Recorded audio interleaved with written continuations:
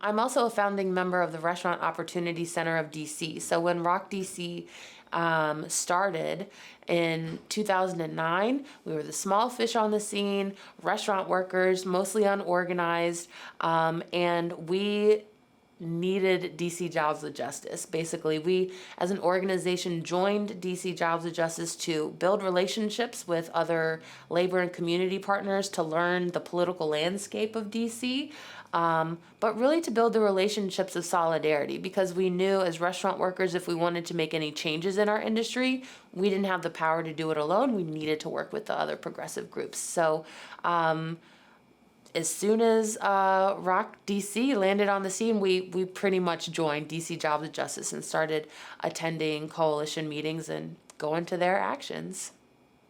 It was obvious. Everybody who led or was a part of a community or social justice or labor organization was at the DC Jobs with Justice table. They were all there. DC Jobs with Justice is literally the glue of the social justice movement, labor and community movement work in DC. So I don't think it makes sense for anyone to come to DC and not be a part of DC Jobs with Justice. If you want to know your landscape and build relationships, that's the table that you need to be at. There's so many examples of times that DC Jobs with Justice showed up for restaurant workers or other community fights, whether it was the paid sick days fight for restaurant workers, whether it was housing justice. DC Jobs with Justice is always there. Like, that is their role, is to have folks who typically don't come together, who work in silos, to have a space to come together, learn about their common bonds, their intersectionality, so that there's comfort with each other, there's trust with each other, there's the fearlessness to ask somebody else, will you show up for me? Will you be there for me? And so repeatedly, there's, I've got photos and stories of students showing up for construction workers, or people who are fighting for fair housing showing up for the Walmart workers, or, just this beautiful intersectionality. So when Rock DC was fresh on the scene, DC Jobs with Justice did multiple things to really help build power, develop the leadership, and elevate their work. Mackenzie Barris, the executive director, or the lead director at the time, would come and do trainings for restaurant workers about how the DC Council actually worked, what the process was for a bill to become a law, and give us advice about how we could leverage what we had in order to make change, right? She and other folks in the coalition also introduced us to other valuable labor partners. Rock DC was a small fry on the scene, and we needed to work with organizations like UFCW Local 400 and Unite Here 23 and 25, who were huge, right? And who were doing big things. They didn't know us, so they made those critical introductions, facilitated those meetings for us.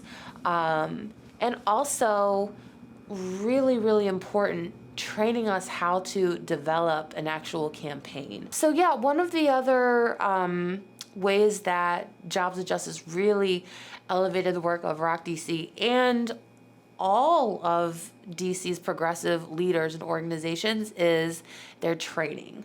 Jobs with Justice has one of the best community organizing, power building, fundraising trainings, coalition building trainings in the nation. DC Jobs with Justice, without the training that they provided me, I literally wouldn't be the leader that I am today. How to power map, conduct power analysis in order to make informed decisions about your overall strategy and which tactics you should use to win. How to raise money, ask for money fearlessly, and get over whatever hang-ups you may have about asking for help. They train people on not just like how to build a coalition, but how to manage a coalition. How do you effectively facilitate a meeting, right? And that fosters excitement, democratic participation, and people wanting to come back. They train you about self-awareness, and just how to be a public leader. They go really, really deep into power and self-interest and values and being rooted in that, so that it's the foundation of all of your decisions and your campaign making. This training is part of what creates a common language and common values for all of the intersectional partners at the Jobs of Justice table. It helps people communicate with each other and understand where each other are coming from.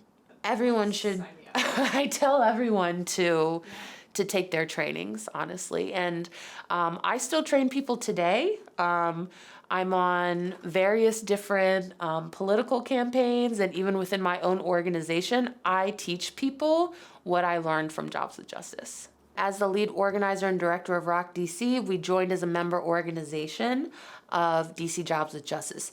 DC Jobs with Justice is a democratic organization, though, so they have a steering committee and a board where the members can be elected to serve. So I very much liked the way that DC Jobs with Justice operated and wanted to learn and apply those lessons at ROC DC. So as the lead coordinator, I ran and joined the board and served on the board for 4 years of DC Jobs with Justice, and developed my relationships even more deeply with the staff and the board members, and eventually the executive director of the organization transitioned. There was an opening and I applied and I got it, I think fairly easily, because people had seen my work, were familiar with my organization, knew that our values were in alignment, and I had been trained, right, to do what they needed. And so I was internally promoted and became the executive director and served there for another 4 years. So in total, I was with DC Jobs with Justice for 8 years. The years that I was with DC Jobs with Justice were very intense. And tumultuous in the city. Not that they're any less tumultuous right now, but it was 2011 that I became the executive director, and at the time the minimum wage was still $7.50 in DC. There was rampant wage theft happening across the city, rapid gentrification in neighborhoods, and also the council becoming more conservative, even though democratic. And also the rise of Muriel Bowser, the continuation of the Green Machine power building of this elite Black class in Washington, D.C. That holds capitalist values that were running the city, and leaving working class people behind, regardless of what race they were. So when I joined, it was also a time of transition within the organization. So there was a need to reassess like what our priorities were, to re-engage the coalition and get them to democratically decide what our next campaign priorities will be. At the time that I stepped in, we were in the middle of the paid sick days campaign, the second time around, trying to win it for restaurant workers who had been excluded from the 2008 bill. So we were in the middle of that campaign, and also Walmart was coming to DC and wanted to build, it was either 8 or 10 Walmarts within our city, and the Respect DC was well underway. So there was a Respect DC sign in almost every person's yard throughout this whole city. It was spectacular. So that was what we were in the thick of What ended up happening was winning paid sick days, which was outstanding, and then the need to implement that. So that is still an ongoing campaign right now, implementing paid sick days. But the other thing that happened was we were pushing for the Large Retailer Accountability Act. We didn't win that, but we won the city's first increase in the minimum wage. So there was that, and then the need to implement on that as well, which turned into a growth of the wage theft prevention campaign, because then now that people's minimum wages had been raised, it doesn't mean that employers would just increase it. So there was a need to do public education, a need to still uplift campaigns where employers were breaking the law in order to show the DC government, y'all actually need to invest your resources in your staff to support employers with the transformation and holding them accountable at the same time. So that's what we worked on when I was there. We also launched a fair hours and scheduling campaign and a ban the box campaign. Essentially, the way I see it, what was happening at that time was a blueprint for like DC's New Deal in pieces instead of one omnibus. But minimum wage, paid sick days, wage theft prevention, universal paid family medical leave, childcare, like all of these things were growing in the public narrative and were campaigns in the pipeline or were active campaigns. And this was between 2011 and 2015, 16.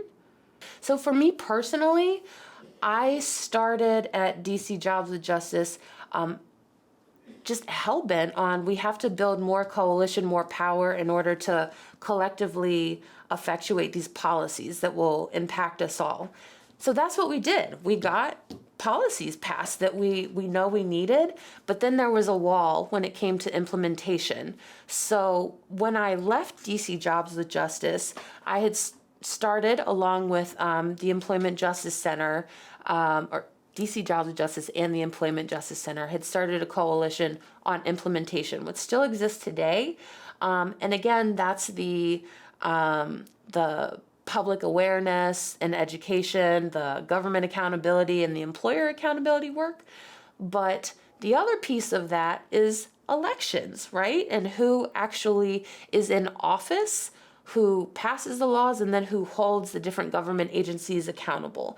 So my colleagues and I, we got tired of going to the oversight hearing meetings and it being a farce, basically, of people complaining about this isn't working, and then nothing ever changing. And so when I left DC Jobs with Justice, I formed a slate of 40 candidates to learn how to run for office, basically grassroots people who weren't a part of the green machine or any other establishment, and take over Democratic Council, Democratic State Committee, and learn how to run for council so that people who were actually impacted would be in the position to make some decisions. So that's where I left DC Jobs with Justice, and that's the work that I'm still on, is encouraging grassroots women, people of color, working class people to run for office, to hold power. Our problems are not all solved now, even though we passed a lot of monumental legislation and also impacted legislation around the country by what we did here. The work is far, far from over. First of all, the minimum wage that we passed is not enough, actually, here in Washington, D.C., and tipped service workers have been excluded or cut out or reduced down. There is a need to make them have one full wage, and that is even more critical now that we live in a COVID or post-COVID society.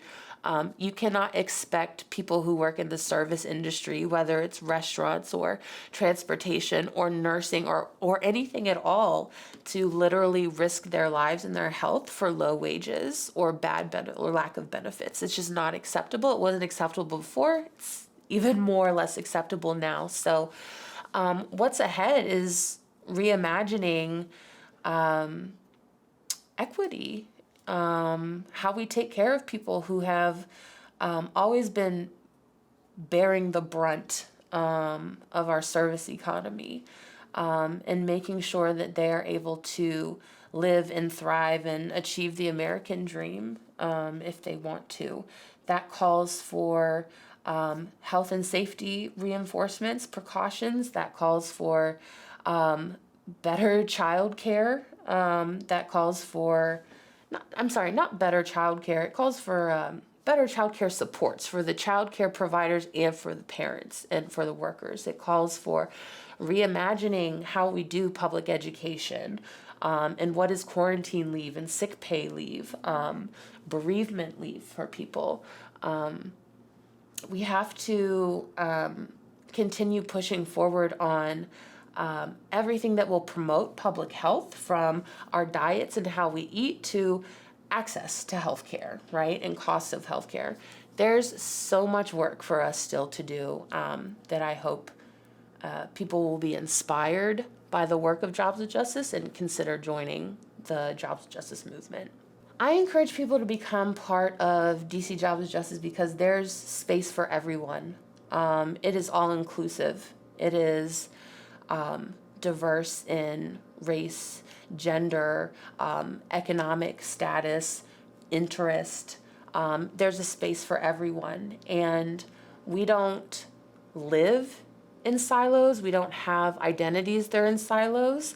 I'm a mother, I'm a worker, I'm a voter, and Jobs with Justice is the place where we can talk deliberately about that intersectionality and be powerful in those various roles, you know? So whether you want to turn out to actions and feel that exhilaration, or you want to volunteer to phone bank and get people involved, whether you want to donate, whether you're interested in policy and advocacy, there is literally something that you can do to make DC a better place through DC Jobs with Justice.